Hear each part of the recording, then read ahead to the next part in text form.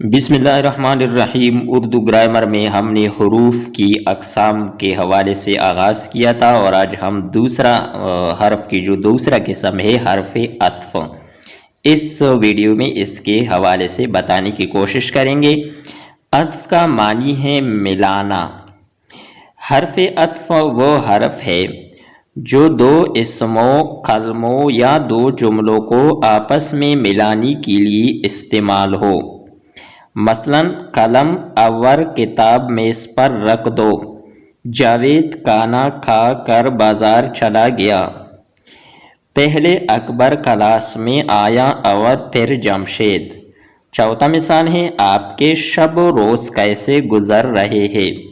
درجہ بالا جملوں میں اور کھرراں پھرراں واو حرف عطف ہے۔ حرف عطف کی مزید مثالیں اور واو، کر، پھر، نیز بھی۔ یہ تھی ہماری آج کی ویڈیو حرف عطف کے حوالے سے۔ امید کرتے ہیں کہ آپ سبھی دوستوں کو یہ ویڈیو اچھی لگی ہوگی۔ نیکسٹ ویڈیو کے ساتھ دوبارہ ملتے ہیں۔ خدا حافظ۔